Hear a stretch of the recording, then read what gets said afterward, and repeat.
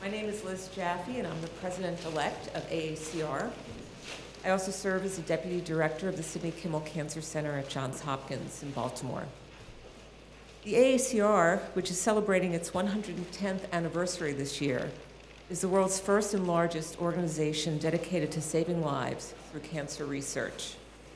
With more than 37,000 members from the United States and over 108 other countries represented around the world, the AACR is dedicated to the prevention and cure of all cancers through research, education, communication, collaboration, and research funding. The AACR is proud to be here today co-hosting this event with the Society of Immunotherapy of Cancer, also known as SITC. And we actually have two representatives of SITC, one of which is the president of SITC. SITC is the world's leading member-driven organization specifically dedicated to improving cancer patient outcomes by advancing the science and application of cancer immunotherapy. Currently, SITC has more than 1,700 members representing 17 medical specialties, all of whom are engaged in research and treatment of at least a dozen types of different cancers. I'm thrilled to be joined by my esteemed colleagues on the panel today, who are some of the foremost experts in this area. I'm also honored that Stephanie Joho, who is treated by my team at Johns Hopkins, is here today to share with us her inspiring story. It is truly a transformable time in cancer research, and perhaps no area captures the excitement and possibility in the field today more than immuno-oncology. Immuno-oncology refers to the discovery, development, and clinical use of immunotherapies that can unleash the power of a patient's own immune system to fight cancer the way it fights pathogens. After decades of persistence on the part of researchers and physician scientists to unravel the complexities of the immune system and how it sees cancer cells and understand how they interact, the pace of progress in the last decade has rapidly accelerated, and the results have been absolutely extraordinary. The U.S. Food and Drug Administration approvals and expansion of indications for existing immuno-oncology agents have made these therapies accessible to patients with a variety of cancers, including prostate, kidney, bladder, head and neck, melanoma, soft tissue sarcoma, non-small cell lung cancer, hematologic malignancies, and most recently, treatment of tumors that express a specific biomarker signature regardless of where in the body the cancer originated from. Cancer immunotherapies are transforming the current standard of care.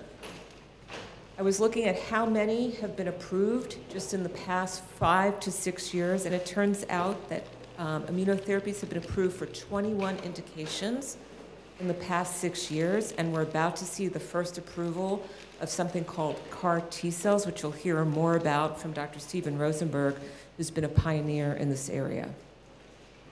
Thanks to advances in understanding how we can train the immune system against cancer, we are targeting multiple cancers in ways that were previously unimaginable. These therapies are achieving remarkable responses in our patients.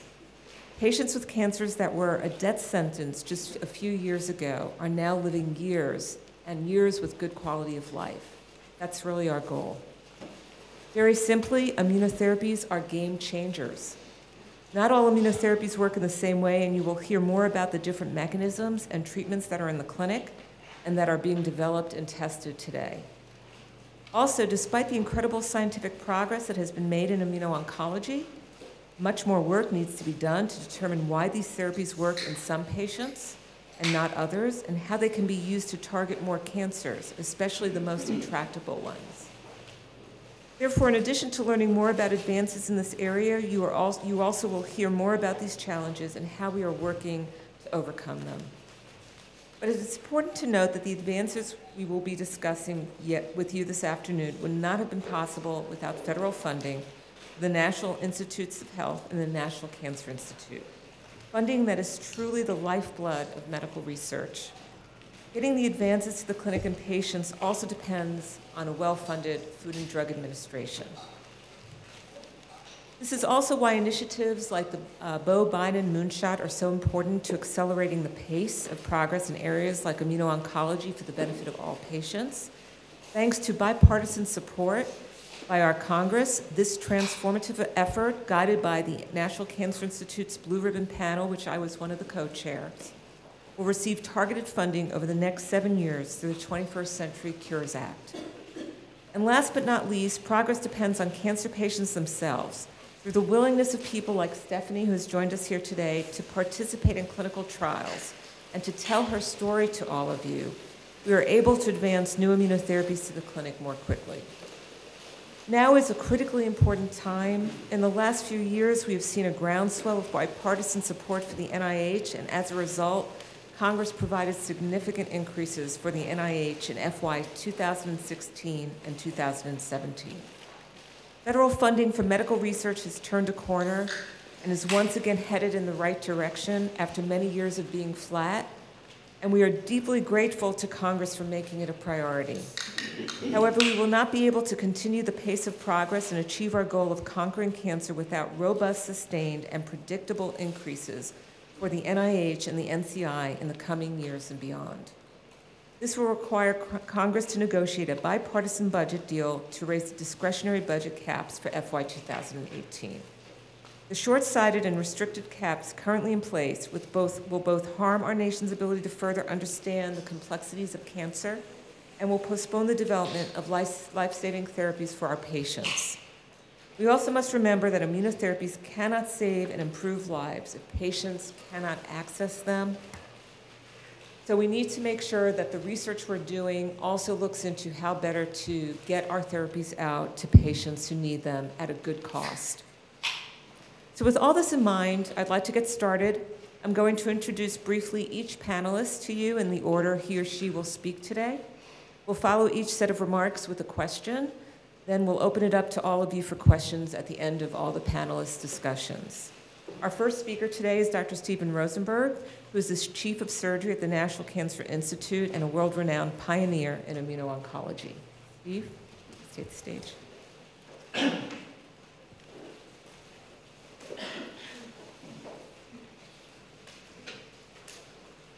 Immunotherapy is a treatment that takes advantage of the body's own natural immune system. So let's spend a moment and just put it in the context of cancer treatment in general.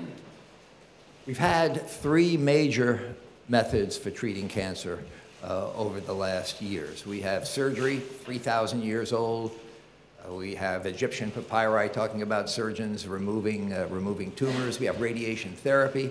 That began the year after Röntgen discovered X-rays in 1895. The first patient was treated in 1896. And we've had chemotherapy, which was developed here in Maryland. The first agents developed actually as part of chemical warfare research out in Frederick, Maryland. Well, those three methods for treating cancer, surgery, radiation therapy, and chemotherapy, will cure, not 5 or 10-year survival, will cure a little over half of everyone who develops cancer in the year 2017. But the half of patients that will not be cured, and were not cured last year, numbers are similar, represented 585,000 deaths in the United States alone. And so it's clear that these three treatments, chemotherapy, surgery, radiation therapy, can do a great deal of good, but are not sufficient now for the treatment of patients with this disease. Immunotherapy is totally different in concept. It doesn't use an external force like a surgical blade, a radiation beam, a drug. Rather, it stimulates the body's own natural immune reactions to recognize the cancer. The body recognizes a cancer as a foreign invader, much as it does a viral infection. And it's the immune system that protects us from these outside invaders that the body can recognize as non-self and therefore react against it. The problem, of course, is that although the cancer is recognized by the immune system as foreign, the reaction against it is not strong enough to eliminate the cancer. And the goal of immunotherapy, therefore, is to stimulate the natural immune reactions that take place within a patient. Now, we've learned over the last several decades that the most important part of the immune system that relates to the destruction of tissue in the body is a kind of cell, a T lymphocyte, that's constantly circulating in the body. Every one of us has in every milliliter thimbleful of blood 1 million lymphocytes that circulate around the body every 14 seconds. And what these lymphocytes do is they patrol the body, they go through the circulation, they extravasate into organs. If they see their antigen that they can recognize, then they stop, they become activated, they grow in large numbers, and that's what an immune reaction is. If you get a flu infection and it affects the respiratory epithelium, those cells will see it there. They will stop, they will grow, they will eliminate infected cells, and that's why it takes about 5 to 7 days to cure yourself of the flu. And so a good deal of modern immunotherapy is based on stimulating the body's own natural T cells that can recognize the cancer. And we've seen the checkpoint modulators that you'll hear more about that can unleash lymphocytes against some diseases. But in fact, the major problem we face today are the common epithelial cancers, the cancers that start in the lining of organs of the body, like the colon, the rectum, the esophagus, the prostate, the ovary, the pancreas. These are the common cancers that kill over 85% of everyone who dies of cancer. So what else can we do to stimulate T cells? Well, there are two major ways now, in addition to the drugs that are available, to use T cells that one can create in the laboratory that can directly attack a cancer. And there are two main ways to do that. One way is to take a normal lymphocyte in the body and genetically engineer it to give it molecules that will enable it to recognize the cancer. That is, to create a cell that never existed before in the course of evolution. And in fact, that's exactly what's been done now for the treatment of patients with leukemias and lymphomas that you've probably heard about just last week. In 2010, for the first time, we took a receptor that recognized a molecule called CD19 that's present on normal B cells, as well as in the overwhelming majority of leukemias and lymphomas. We took a receptor, which is a molecule on the surface of a lymphocyte, took a gene for it, put it into a patient's normal lymphocytes, and now it could recognize the CD19 molecule. And when grown in large numbers in the laboratory and then re-administered to a patient, can cause lymphomas and leukemias to disappear. The first patient we treated was in 2009. This is a patient that had about a 2-kilogram burden of tumor. It was published in Blood in 2010. He had been through all conventional chemotherapies. He received his own CAR T cells, his own cells modified to express this gene that recognized this cancer antigen. He's undergone a complete regression of his cancer and is now in an ongoing, completely disease-free state over 6 years later.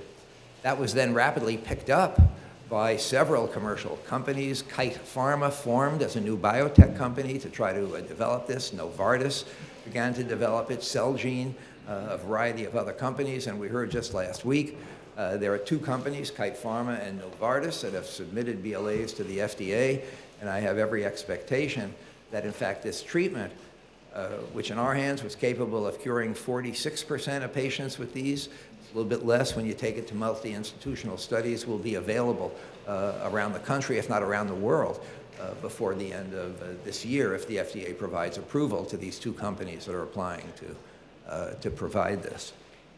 Well, that's quite a unique circumstance because you can, in that situation, create a cell that can recognize the cancer.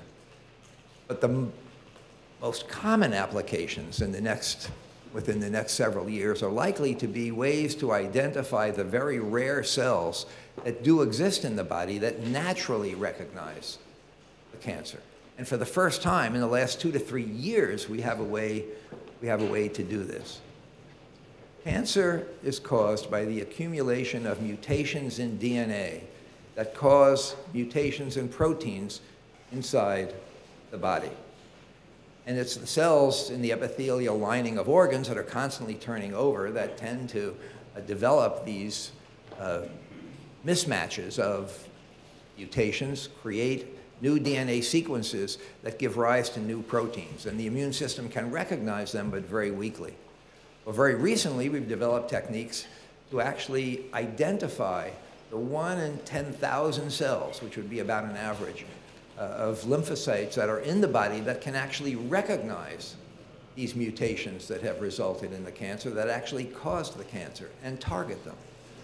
And so we've seen the first examples of the ability of this approach to treat individual patients. It's a highly individualized treatment. We develop a treatment that will recognize the mutation in an individual patient that's unique to their cancer, that doesn't occur in other patients' cancers. And we've seen now regressions in patients with liver cancer, colon cancer, cervical cancer, breast cancer.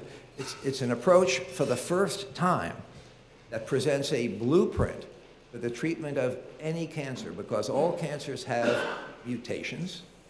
And it's the product of those mutations that we're now learning to attack with immunotherapy. It's ironic in a sense that the very genetic changes that result in the causation of the cancer are going to end up being the Achilles heel that enables us to attack this cancer. It's a highly personalized therapy.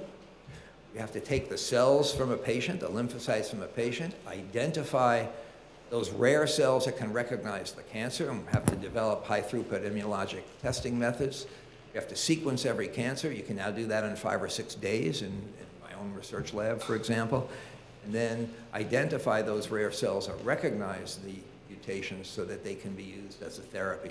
I think we're going to see this kind of synthetic biology, this kind of identification of the natural immune cells that we can now, for the first time, target in a very highly personalized immunotherapeutic treatment. So we've been struggling with this for over 30 or 40 years.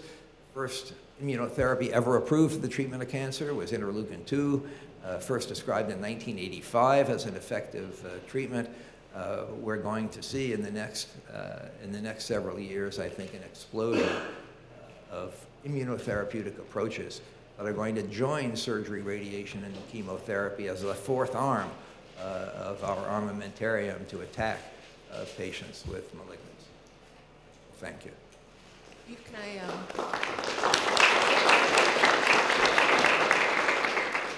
I just ask you a question? So what can you say about the feasibility of bringing these game-changing but very personalized therapies to a broader population? So large pharmaceutical companies, large biotechnology companies like to develop drugs in a vial. So they can ship that vial around the world. And they will spend $500 million, maybe even more, to create the first vial, so long as they can create the second vial for $1. Well, a lot of good drugs have been developed with that, but we had almost 600,000 deaths after many, many decades of cancer research with that paradigm. What we're talking about here is a highly personalized treatment, because we have to develop an individual drug for every patient. When we studied over 45 different patients with common epithelial cancers and could identify the mutations that were recognized, they were virtually always unique to that patient's cancer and not present in other patients. And so one would have to develop a drug for the individual patient sitting in front of you that was suitable for that patient and no others. Well, that doesn't sit well with big pharmaceutical companies. It's hard to envision that in a commercial sense, and for many years it was ignored. The first patients we treated and cured were in 1988 with use of natural cells. But recently, because of the success of this approach, for the first time, big pharmaceutical companies like Novartis, new startup biotechs like Kite Pharma and Celgene have realized that this is an approach that they have to get involved with. It's going to be expensive, it's going to be complex, but if we're going to cure cancer and the treatment has to be simple and it has to be cheap, that's just too high a bar to reach. I think big pharmaceutical companies are going to increasingly get involved in these highly personalized approaches for developing individual treatments for the individual patient for one simple reason: it can work when other things do not.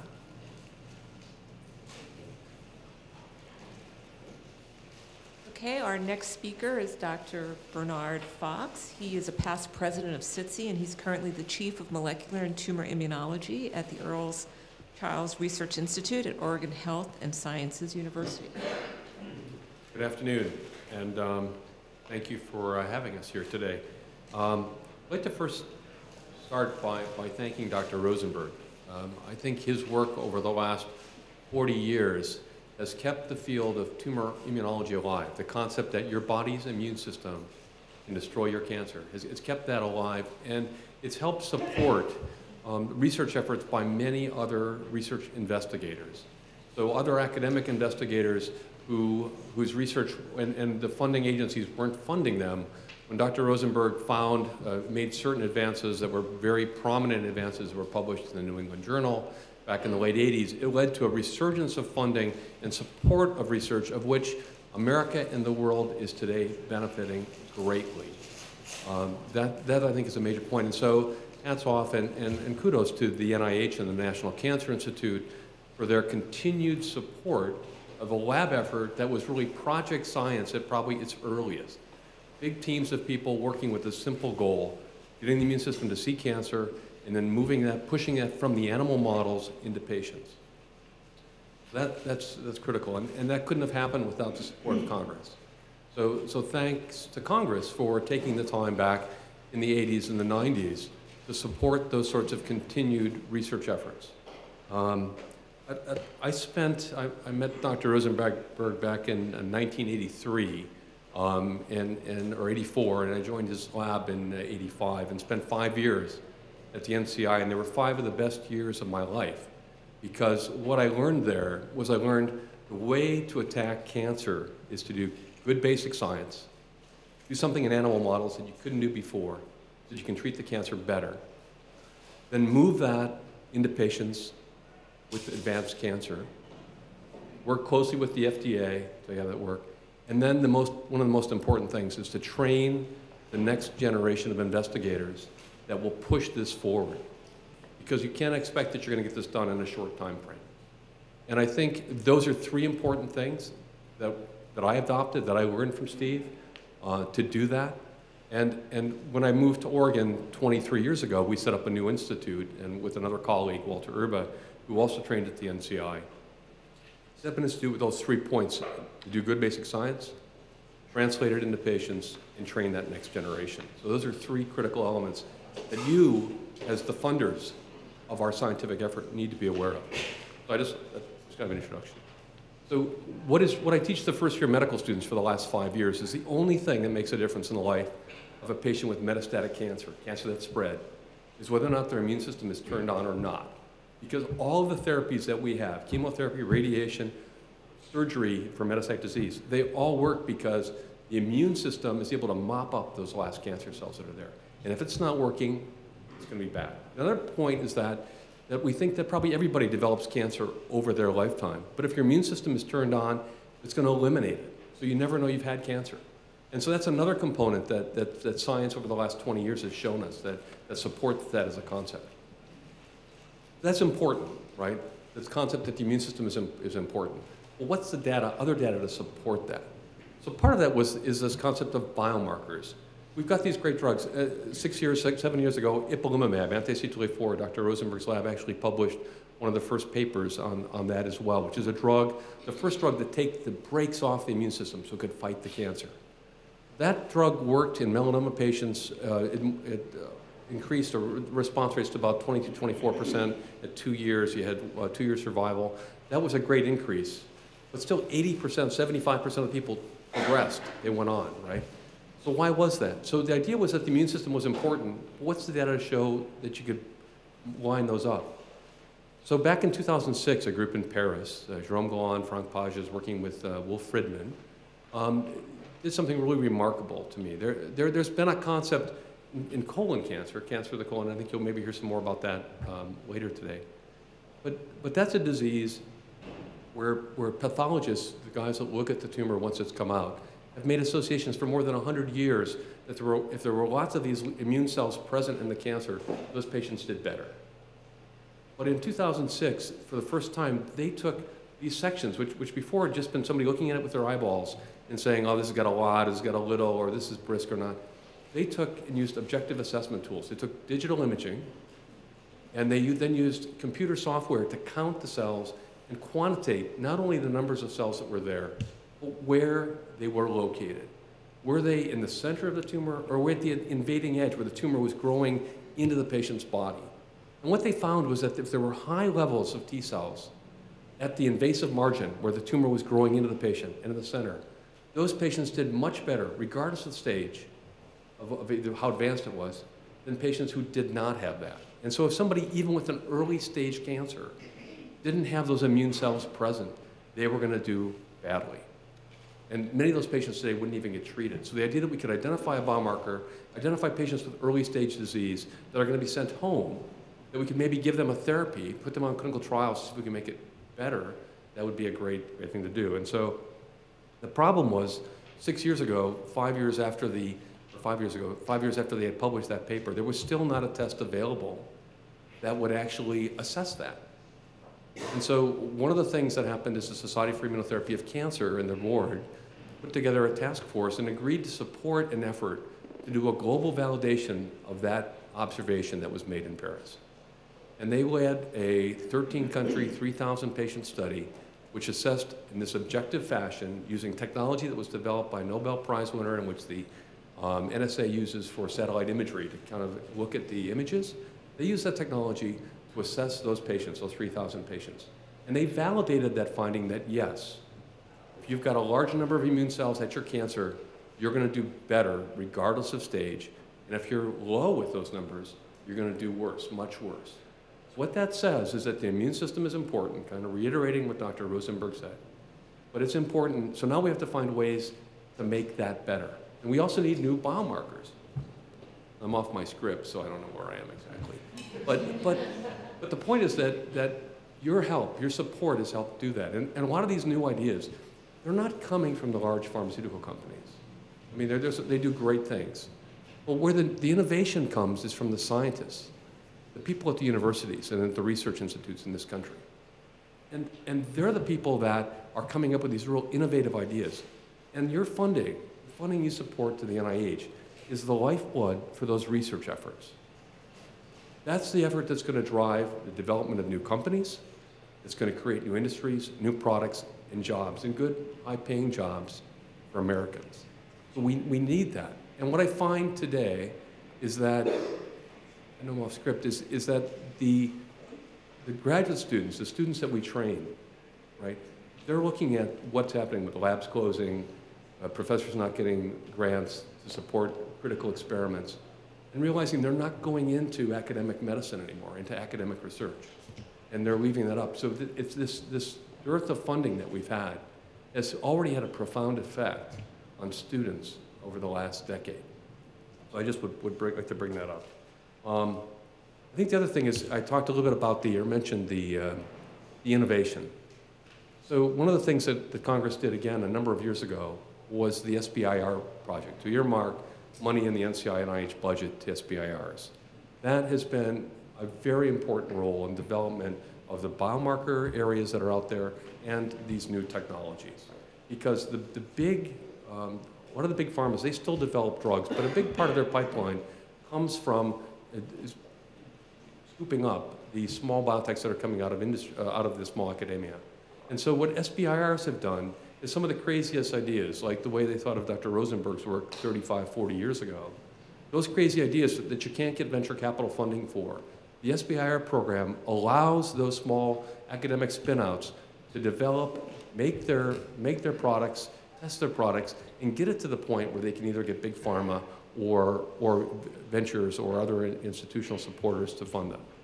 So I'd like to just point that out, and I will say that I've also been the beneficiary of SBIR funding through a biotech that I co-founded, and I would just say that support has been instrumental in us producing a drug, funding a phase 1 clinical trial, and getting into a phase 2 clinical trial, to the point that we're now looking at partnerships with major pharma companies. So I think that's, again, a benefit. That's a concept that would never have been funded through other ways if it wasn't for that mechanism. Last thing I wanted to say is touch on that it's amazing to be a product of MCI training. But what I'm still very proud of is in America, and I get a chance to talk with administrators and regulatory agencies in different centers around the world, both in Europe and Asia at least. And what I find is that the NCI program people do an amazing job, especially with not just the big academic centers, but for these small biotechs they're spinning out. They work with them, delays that come up, things that don't happen, extensions. It's amazing. So we've got great staff there. And the people at the FDA, there are such amazingly dedicated physicians and scientists there to help us, help the American people, help the world. So you just have to appreciate, I'm sure you do, but appreciate what that means, right? And how helpful that is. And that's why we've still got that leadership position that we have, which I think is under very aggressive attack from people across the Pacific. So I think on that note, I think I've covered most of my things, and I'll stop. Thank you.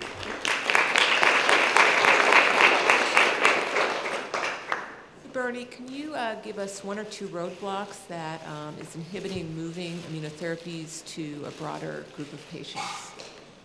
I think there was a group of actually 15 different professional medical societies from around the world got together a number of years ago under the auspices of SITC and put together a hurdles roadblock paper, which talked about the hurdles. And I'd like to just focus on one of them, and it comes back to a point I made, which is about training that next generation of investigators. I think the NCI does it pretty darn well. I think a lot of other places have had problems doing this.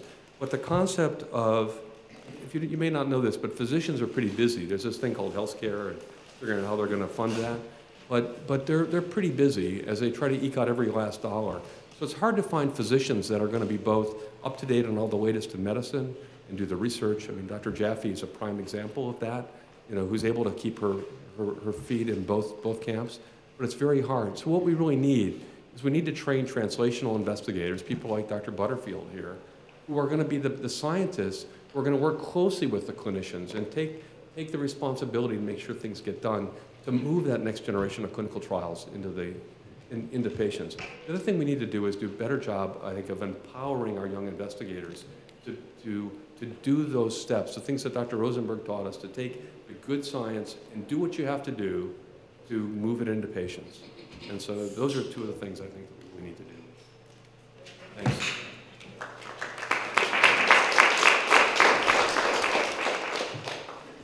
Okay, our next speaker is Dr. Lisa Butterfield, who is the current president of the Society for Immunotherapy of Cancer, and she's also the director of the University of Pittsburgh's Cancer Institute's Immunologic Monitoring and Cell Therapy Laboratory.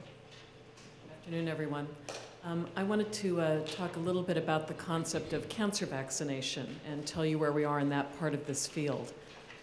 I think we all know how vaccination works. You get exposed to a non-pathogenic part of a bacterium or a virus that whips your immune system up. You have a memory response, and then when you actually see the infectious version of that, your immune system is prepared, and instead of the 5 to 7 days, you have an immediate response and you don't get sick in the first place. So cancer vaccination starts with that, but has the first hurdle of trying to generate an immune response to your own self-tissue, your own skin tumor, your own liver tumor. And so for a couple of decades, we've tried to target things that we knew were upregulated in those tumors that were different, not completely different, but at least more in the tumor. And we developed a number of approaches and proved, even though we thought we might not be able to do it, that the immune system, despite that education to block a response against yourself, to block autoimmunity, we found that we could actually promote immune responses to antigens that were normal self-antigens, but upregulated in tumors. And research led to clinical trials, and we did a number of trials, hundreds of small trials to demonstrate that. We found good ways to vaccinate and weaker ways to vaccinate. We could get good T-cell responses in most of the patients, but the weakness was we only got clinically relevant T-cells, the kinds of T-cells that actually led to tumor eradication in a small fraction of patients. So we learned a lot about vaccinating, but as a standalone therapy, cancer vaccination was only able to get rid of tumors in perhaps 5% in a good setting.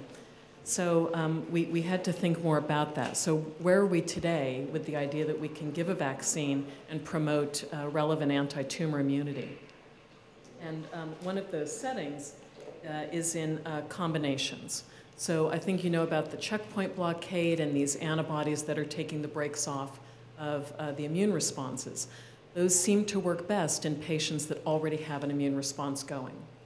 And that's not everyone. So you just heard from Dr. Fox that if your tumor is already infiltrated well with a lot of T cells, that you've got an immune response and you're going to respond better.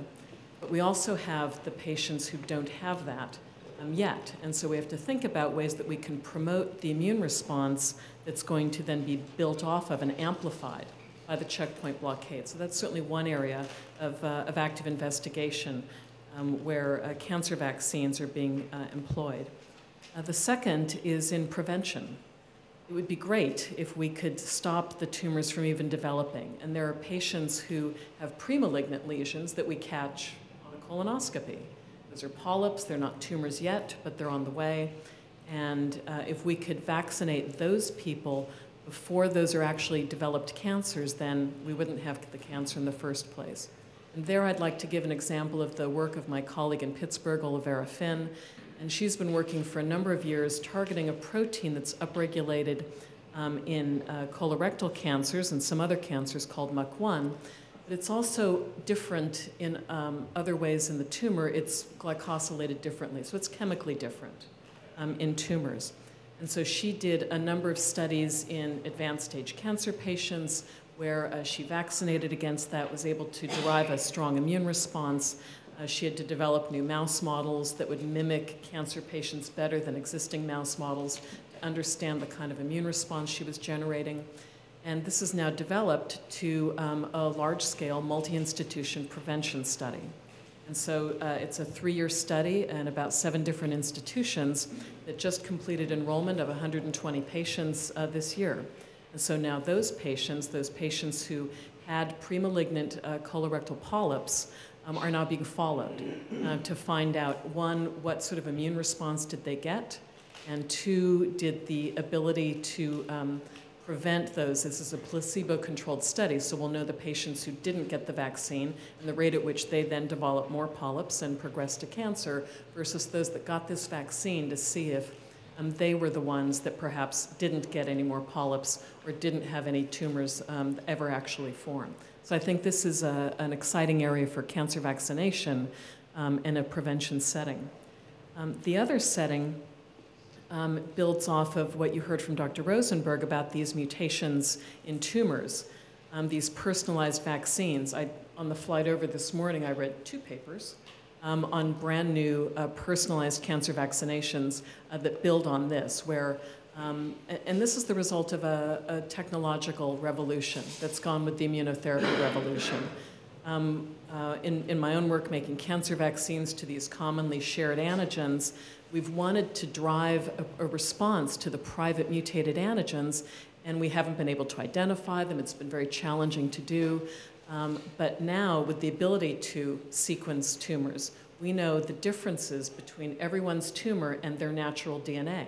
So we know what's different about the tumor and truly different, pathogen different, so that we can activate an immune response to something that isn't self and activate the right kinds of T cells. So this is an exciting new approach that is, again, personalized and needed the technology and the investment in technology to be able to build on and get cancer vaccination to be now a personalized therapy that we hope activates the right kinds of T cells.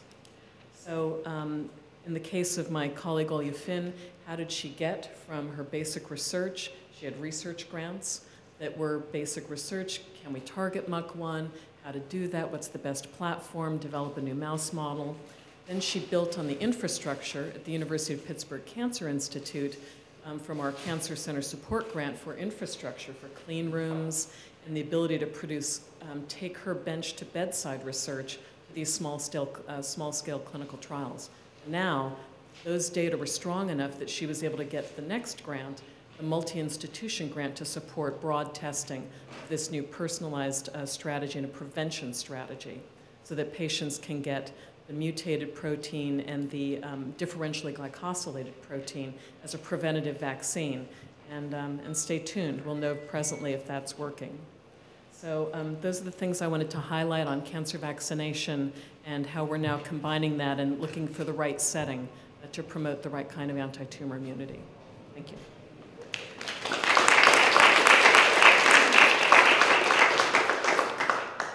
Lisa, as our field grows, how do we recruit the next generation of researchers and trainees into the field? I think every grant we have has a spot for the new investigator. And so I think that's been really critical. It used to be us. It was me as an undergraduate and as a graduate student being able to be involved with clinical translational research.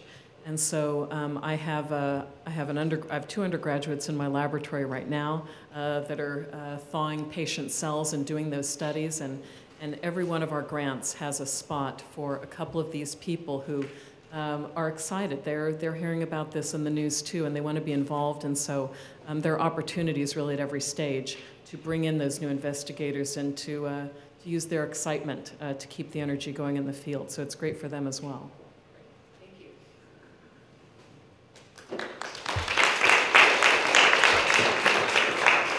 I wanted to invite anyone who's standing to please take the empty seats if you're interested before we go to the next speaker. Okay. I guess everyone wants to stand. Good. Okay, our next speaker is Dr. Dan Chen, and he's the Vice President and Global Head of Cancer Immunotherapy Development at Chen. Thank you. In 1969, the United States were the first to put a person on the moon. And with that singular act, we fulfilled a societal objective for an entire generation. For those of us that have grown up since that time, we've had a different societal objective. That societal objective has been to cure cancer. It's something we've all grown up with. Remember Nixon and his war on cancer in 1971, Time cover articles in 1980, in 1998, in 2013. It's something that has been part of our thinking, our culture, and even our language. After all, how often have you heard the phrase, "It's not like you're curing cancer"? But today, we're at a moment in time where we have the opportunity to do something really special and to make a true mark on human history. After decades of advances in molecular biology and our deep, deep understanding of what drives cancer, we have more tools today to treat cancer with than we ever have. And with the emergence of cancer immunotherapy in particular, you can start to see that light at the end of the tunnel. In fact, with cancer immunotherapy today, we probably can approximately achieve durable responses in patients with advanced cancer in somewhere on the range of 10 to 20% of patients. And for those patients, as you'll hear from our last speaker, those kind of outcomes are truly transformative. These patients get to live normal lives again.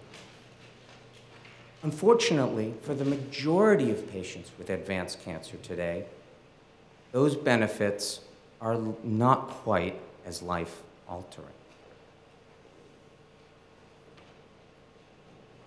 So with the development of immunotherapy, in particular, the checkpoint inhibitors you've heard from, CAR T cells, and synthetic immunity that you've heard from, and anti-cancer vaccines, we have the foundational therapies that we will likely need to do this. Beyond cancer immunotherapy, we still have other tools, chemotherapy, targeted therapies. And all of these become the agents that we can use to essentially solve this problem, figure out this puzzle. And with this, an opportunity to potentially finish cancer. But it won't be easy. Cancer is a highly evolved and formidable foe.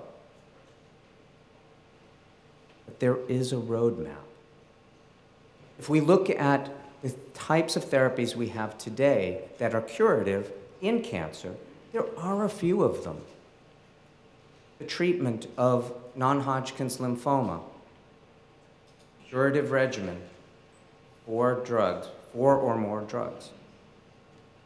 Testicular cancer, you've heard about some of the very noteworthy cases where we've been able to cure patients with advanced testicular cancer.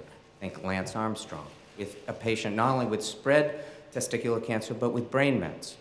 Curative regimen, 3 or more drugs.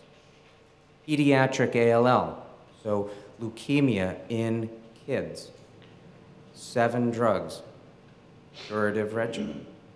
And even when we go outside of oncology, HIV. How many patients die of AIDS today? The majority don't. 3-drug regimen, highly active antiretroviral therapy. So there is a roadmap here for us to consider. We have the puzzle pieces. Now we have to figure out how to put the puzzle together. One way to look at this is through the eyes of a Harvard oncologist, Jerome Groopman. He refers to his cancer immunotherapy as building the T-cell army.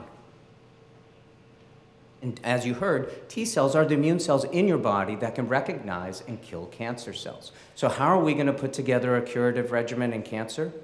Well, perhaps you could take different drugs that do different things. Perhaps you need one drug to help those T cells recognize and kill cancer cells better.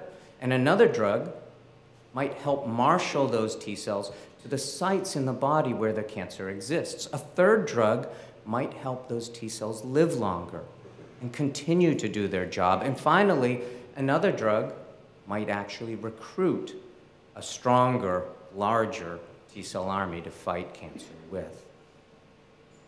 Any one of these drugs could have activity on their own, but we believe that it's likely that together you're going to have the opportunity to truly eradicate cancer in a patient's body. So this is a special moment. This is a special moment in the history of oncology. It's an incredible opportunity for all of us to make a very real difference.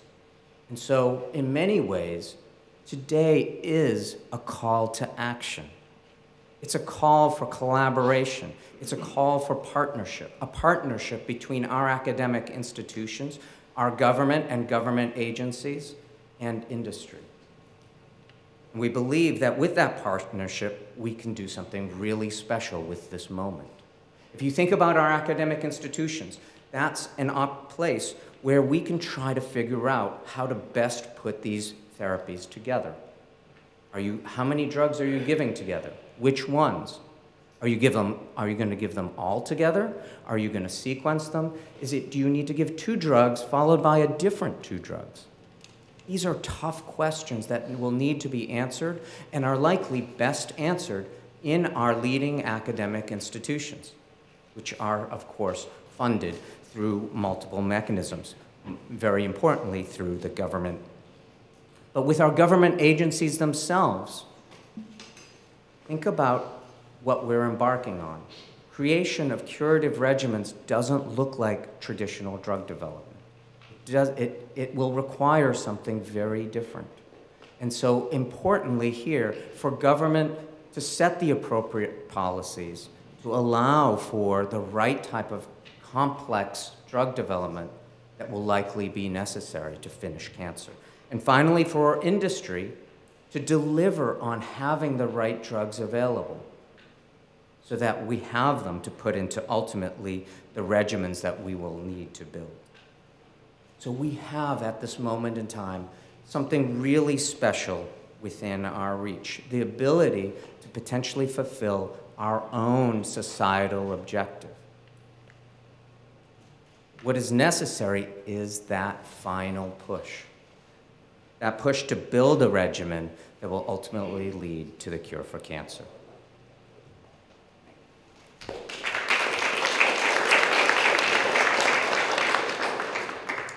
Yeah, and we all agree that public-private partnerships are very important for this field as well as other areas of cancer. Can you give us examples of how government, academia, and industry are working together now and how we need to work together in the future to make progress? So it's interesting. We have seen the galvanization of that partnership between academia, government, and industry, specifically around cancer immunotherapy. It's clearly something that people have started to believe in. And so we've seen that not only through the AACR, through organizations like SITC, through organizations like CRI, but also other types of organizations, things like Parker Institute. All of these different mechanisms have started to bring together academia, industry, and government. And I think those kinds of partnerships will lead to our ability to lead advances and lead drug development in a different way than we've seen in the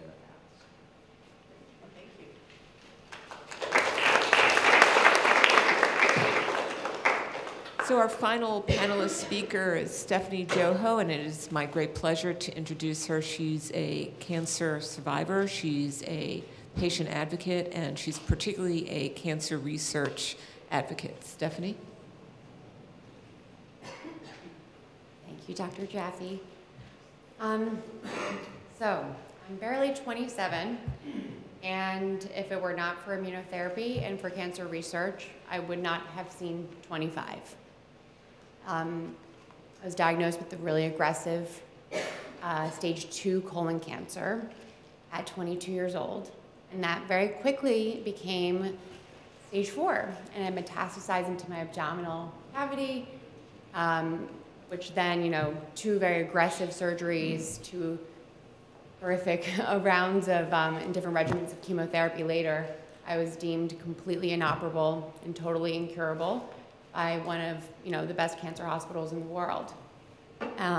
They sent me home with no further options. I really was at the end of the road, barely 100 pounds. I was on an insane amount of narcotics to manage my debilitating pain, and I thought that was it. I was pretty much ready to give up after such a fight. My family and I and all my loved ones fought so hard for me throughout the years, but it really, when you look to the doctors in their white coats and everyone's telling you, this is all we have to offer you and it's failing, makes you want to give up. But my little sister would not take this as an answer and as fact, and scoured the internet, and she just started inserting different medical terms that we had heard from the doctors and different components of my of genetic components of my cancer. And she found a fantastic study that had a few months prior opened up at Johns Hopkins using an anti-PD-1 therapy. And to make a long story short, I get to Hopkins, and I always tell my doctor that he saved my life on the phone, because he said, get down here as fast as you can. Like, we've been having tremendous and really incredible success with patients like yourself. Within 3 days of my first infusion, I started to feel relief in my debilitating back pain, which I would cry to my parents, I'm going to die of pain, not of cancer. Within 3 days, I started feeling relief. Within 3 months, my tumor that was completely inoperable had shrunk by 65%. Within a year and a few months, I was cancer-free. The best part of this story, I guess, besides the fact that I'm alive here talking to you today, is that I felt like myself again within a month and a half. I was driving myself to and from treatment. I was like, Mom, Dad, let me take myself. After depending on so many people for so long, it was so nice to feel well and to receive a treatment that philosophically made sense to me, right? It makes sense to use the body's greatest defense and weapon, which is our own immune system. So I'm here today just to say to you all that I quite literally would not be standing here if it were not only for 30 plus years of basic research that actually started in bacteria, but furthermore, early clinical research and experimental therapy from my end of things, it felt like a miracle. It felt like a miracle drug, but I know the amount of work, the amount of effort, the amount of brilliant minds that go into this. I've had the honor and privilege of getting to learn from some of them and really getting involved in the scientific aspect of it and the research part of it. But I essentially just would like to say that I am here today because of that research, and I will not stop fighting until every single person is as fortunate as I was. And I truly believe, and I think it's a reasonable assumption from what I've learned from these brilliant doctors, that it's a possibility. It's just a matter of the resources being there and us letting, like, everyone coming together and letting giving the resources to these brilliant minds so that they can get to work and not have to worry about, should I go into this field? This seems a little precarious, where are we going to get money from? So from, a humble patient to, I pinch myself every single day. It feels like a dream every single day. Whenever I tell my story, it feels like I'm telling somebody else's story because it's still so surreal to me to be, pulled back from the abyss in such a dramatic way, and to feel really, at Hopkins, to feel really like I was a partner with my doctors, and the constant feedback. And yeah, I think that this is a paradigm shift, not I think, it is a paradigm shifting moment in cancer history. And we basically all have to step up because we cannot miss this opportunity. And people's lives, every single minute, depends on it. So, thank you so much.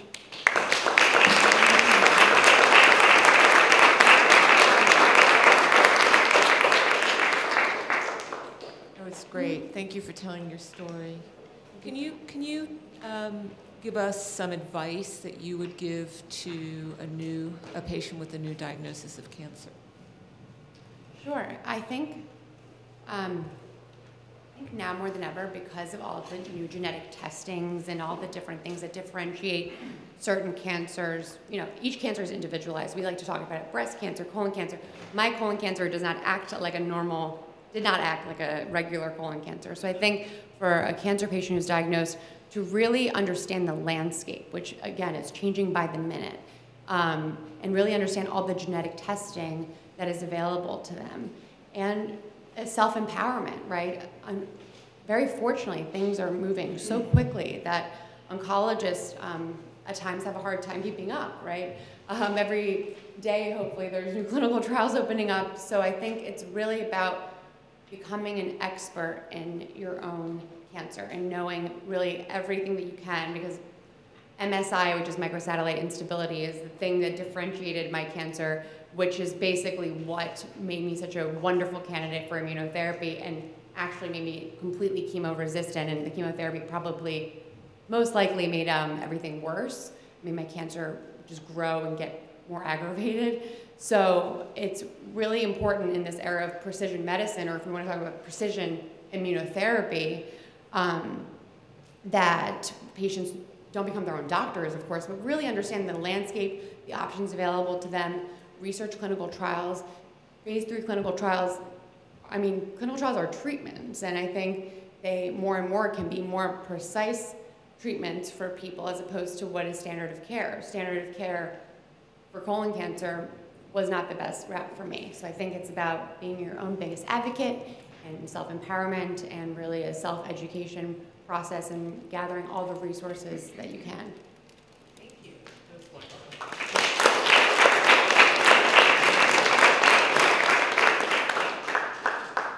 think we have time for some questions from the audience.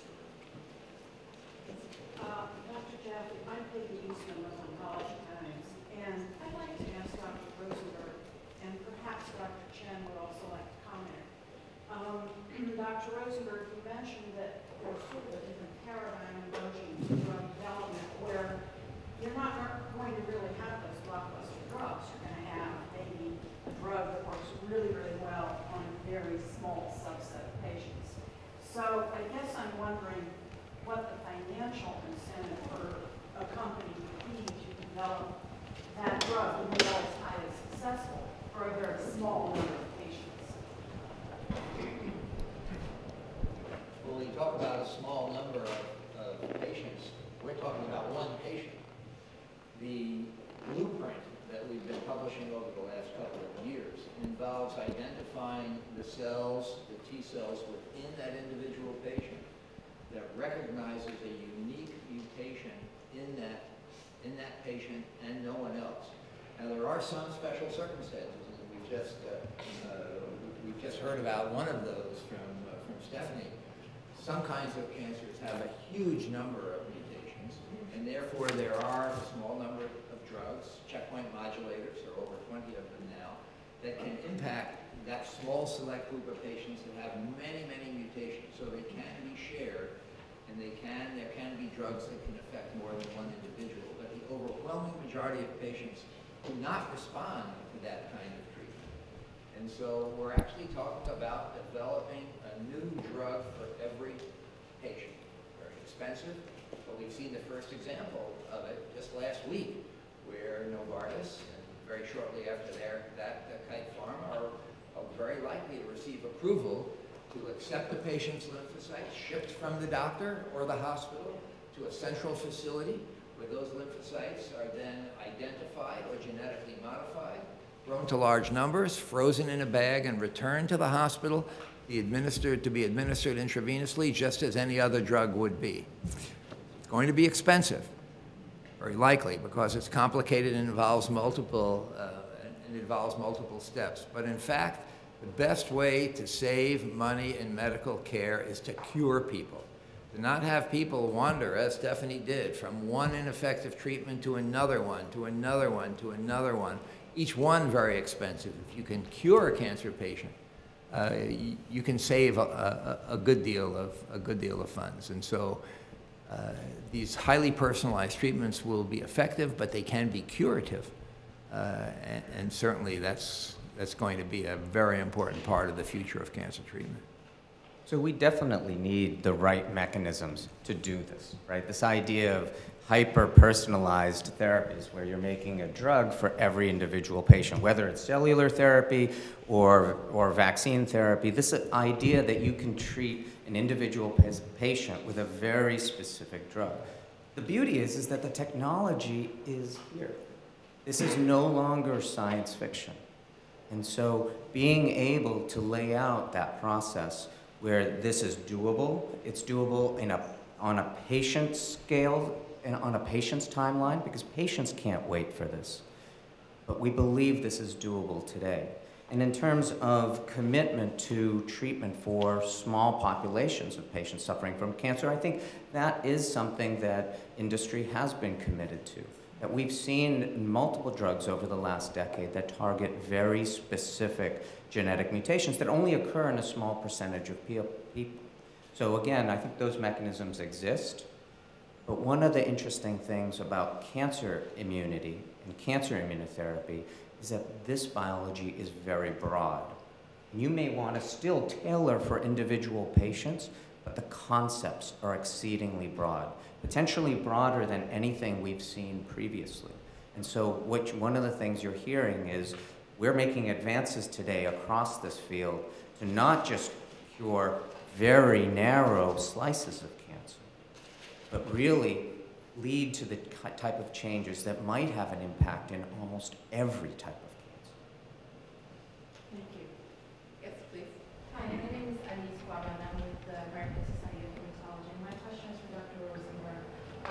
With the fact that immunotherapy shows great promise in the treatment of various cancers, as we have seen in Ms. Stephanie's case, it does also come with several challenges, one of them being toxicities and adverse side effects. So what is the scientific committee, or what parameters is the scientific committee putting in place to try to address this huge challenge, which is managing the adverse toxic side effects that come with the use of these therapies? There is no question that there are side effects to virtually every treatment. But immunotherapy can be unique. When a surgeon, and I'm a surgeon, removes tissue, he, of course, has to remove normal tissue around it. Radiation therapy affects normal as well as cancer tissue, and many drugs have their toxicities because they affect normal as well as abnormal tissue. The exquisite sensitivity and specificity of the immune system enables it to uniquely target cancer cells and not normal cells. And so a lot of the normal toxicities we generally associate with cancer treatment don't exist. But there's a special kind of toxicity. When you activate the immune system that strongly, when you have someone whose body is riddled with cancer, and you set lymphocytes to attack those cancer cells throughout the body, those lymphocytes produce molecules that can produce side effects. They produce a set of molecules called cytokines, and there's something called a cytokine syndrome that can cause side effects. Fortunately, they're transient, they can be managed, and they don't have any long-term side effects the way radiation therapy and chemotherapy can influence patients many years after the treatment. So it's not only the treatment, but dealing with the side effects, remembering we're dealing with humans who have to be not only treated, but have to be comfortable, have symptoms relieved. So that's an important part of the development of any of these new treatments. I'd like to that was terrific. I'd like to also ask Dr. Chen and also Dr. Butterfield to comment, because both at universities and then also at organizations and in industry, there's a lot of research, a lot of thought, a lot of processes being put in place. Maybe Dr. Butterfield first. Well, I think the Society for Immunotherapy of Cancer has been putting together working groups to address the toxicities of immunotherapy and in terms of biomarkers to identify the patients most likely to have these side effects and to put out white papers for the field and to educate physicians in the community how to recognize these things early. So on the society level, this is something that we have been working on to address for the field to make sure that all patients have access, but all patients also are treated appropriately to intervene in those toxicities. Dr. Chen? Yeah, I mean, I think that the experience of a patient is so important in terms of how they react to their therapy, not only on their lives, but their quality of life. And so our ability to push forward in the field of cancer immunotherapy and still have a highly tolerable regimen is one of the paramount features of this development. You heard me talk about combinations. Well, as we add multiple drugs together, it's even more important to have every individual drug be specific in terms of its effect on anti-cancer immunity as opposed to autoimmunity. And so this is a feature that we need to be highly engaged with and be innovative in terms of the therapies that are being developed. Now, of course, one of the places where that innovation is coming from is around personalization. The more you personalize a therapy to something that is only expressed on a cancer cell and not expressed on a normal cell, the more specific that immune response is likely to be. And that's one way to help limit the types of toxicities from immunotherapy. Other questions? Jack Arriaga from Congresswoman Suzanne Bonamici's office. As far as Congress is concerned, other than funding obviously is a primary consideration, are there other policy barriers or challenges that you might mention for us to be thinking about in this space? Great question. Dr. Fox, would you want to give it a shot? I'm not sure. So other policy issues in terms of funding, or? Well, I mean, obviously more funding would be great. Are there other things slowing down research or things for Congress to consider in this? One thing I might mention is about the FDA. And, we have everything we do, we have to have, pre-meetings with the FDA to get their feedback. We have to incorporate, their concerns and have their approval to move forward at every stage. And so I think they've been terrific partners, but they can also be overwhelmed. So I think support for the FDA is another thing that would help remove roadblocks to moving forward. And I would just say that I agree with that 100%. I think the FDA is an amazing partner, and they help. I think those meetings actually help us accelerate the rate at which they give us approval to move forward, because they turn things around in 30 days when we have these proposals. But the other component is just remember the fellows and the people that are the training programs that we have, to continue to support those to find ways that we'll, what fellows and students know that there is a future in academic research. Dr. Rosenberg would also like to comment. Well, the biggest problem we face in making progress is, of course, the development of new concepts, a better understanding of what we need to do to affect the growth of the cancer cell. It's such a complex kind of a problem. So that, of course, is the major obstacle. But there's another obstacle I confront almost every day in the research that we're doing.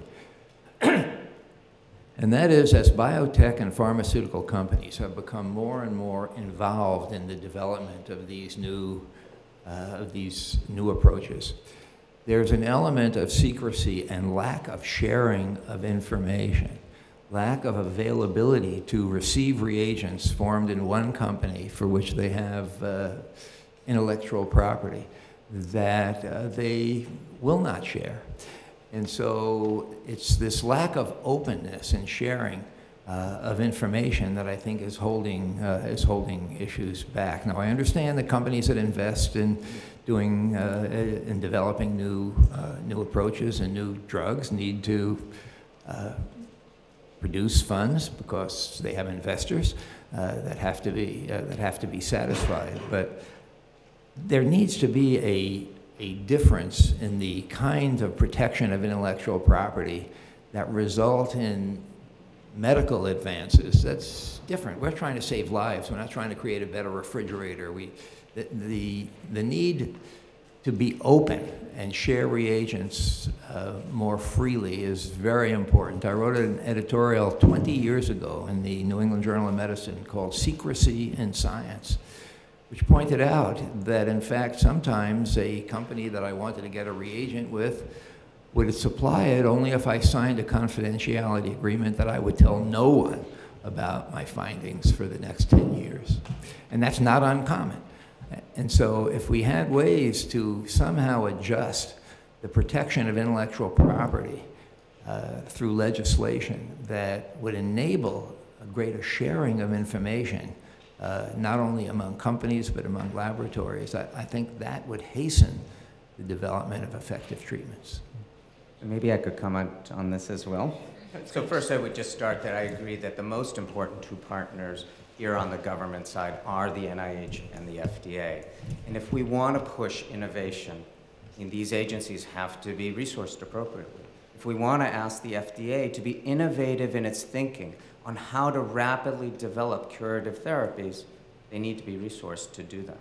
And so those are two very, very important pieces of this puzzle.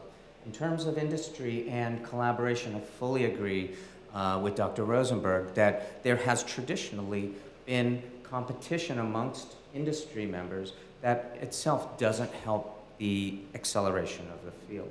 I hoped, and I believe and hope, that that's starting to break down, particularly in this area of cancer immunotherapy.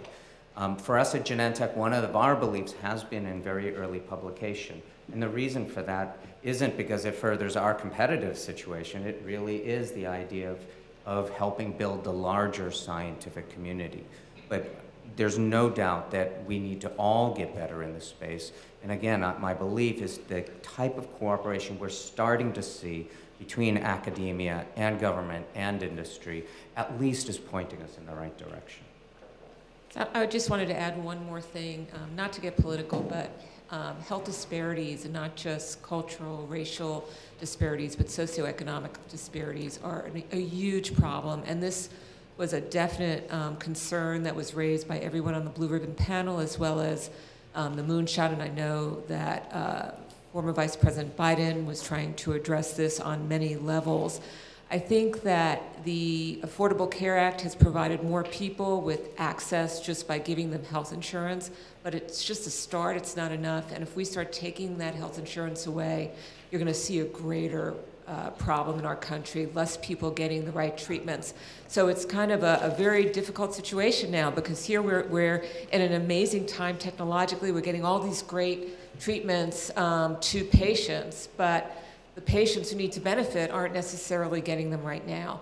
And the healthcare system has helped to get more patients what treatments they need, or screening for diseases like Lynch syndrome, which they may not have known about. In fact, only 5% of patients with colon cancer know they have Lynch syndrome.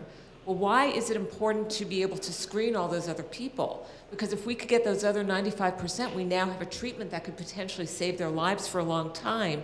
Importantly, we could prevent 15 to 20% of these cancers if we could screen these patients' families. So you could see where if we have the right health insurance, if we have the right research, we can get these therapies to the people who need them.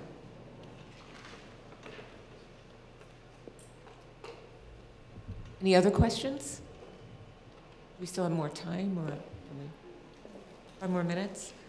So I guess I wanted to ask a question of the panel, maybe starting with Dr. Fox. How would a 20% cut in the NIH budget, which was proposed by the White House, affect research and innovation? I think it's almost unthinkable that you'd have a 20% cut in the number of grants. That means the impact it would have on, I think, stabilizing our base of young investigators that are coming into it would be remarkable. I think that's where we've been leading, right? And we continue to lead the world. But it's because we have many of these bright students and bright fellows, and it's the numbers of them that are coming from across the country, right? At academic centers across the country, because the beauty of the NIH funding is that it funds people's ideas, not programs, and it's not bottom down or top down research funding, but it's the young investigators, and maybe there are for every 10 ideas, there are 3 that are really off the wall. But it's possible that one of those is going to lead to something like immunotherapy, where we are today. The first checkpoint blockade molecule struggled for several decades before it really made it to the point where it was. And that was thought of as a crazy idea. So we need to have that funding. So it would have an incredible impact, I think, in the United States. Dr. Rosenberg, did you want to comment as well on that? Well, if things have gotten better and improved, they've also gotten a lot more expensive. The NIH budget had been flat for such a long period of time that with inflation, the amount that we could get done was less and less. There was one period during this flat budget where the budget of the surgery branch, of which I am the head, actually took a 30% cut simply because of the increased expense of medical equipment and inflation, and that held back progress dramatically. I think the 20% cut, it's almost unimaginable in terms of the impact it would have, not only on training individuals, but the ability to continue to do this kind of innovative research. It would do an enormous disservice, not only to people in this country, but around the world. Dr. Butterfield, can you just comment on the concept of basic research? We often hear people say, we don't want to fund basic research. We want to fund research that gets treatments to patients. What's important about basic research? I think there's no basic research that doesn't have a point to it. That if we didn't understand how T cells work, we wouldn't know how to make T cells that kill tumors. If we didn't know what genes were turned on and off in tumors, we wouldn't have targets for immunotherapy. So all of this basic research helps us. We don't even understand how all of these therapies work now. We have therapies that can give us a good outcome, but we don't know how. And so you can't build in rational combinations. You can't put them together optimally unless you know the basics of how chemotherapy killed the tumor and what immune signals came from that. So I think basic research is the basics of science, but it's still, all of it is required to get clinical applications to work. Dr. Chen, can you just comment on how industry depends on basic research? Yeah, absolutely. So the type of basic research I think we're talking about has very direct translational application. So if you think about the bigger problem, right? If we want to put together active therapies, and our goal is really to cure cancer, this is not an easy task. If you think about the combinatorial math, that precludes trial and error. We can't just go try everything. So how do you figure out this problem? you have to have a very clear hypothesis on how to do this. And that comes from basic research, a basic understanding of how the human immune system works. Yes, please. Thank you. First, let me just say to Stephanie, thank you so much. You are the astronaut, you are the pioneer, and you and other patients in clinical trials, you're the ones that are leading this effort, and we can't thank you enough. Thank you so much. We often talk about how research into one disease helps another. We've heard terms today that we were hearing back in the late 1970s and early 80s about immune response, P53, T cells. And we know now that, of course, that they were a part of what we know today as AIDS. How has the research that took place back then into HIV and AIDS helped us with the research that we are doing today in cancer? And how is the research that you are doing in cancer going to be helpful to patients with other kinds of diseases? Great question.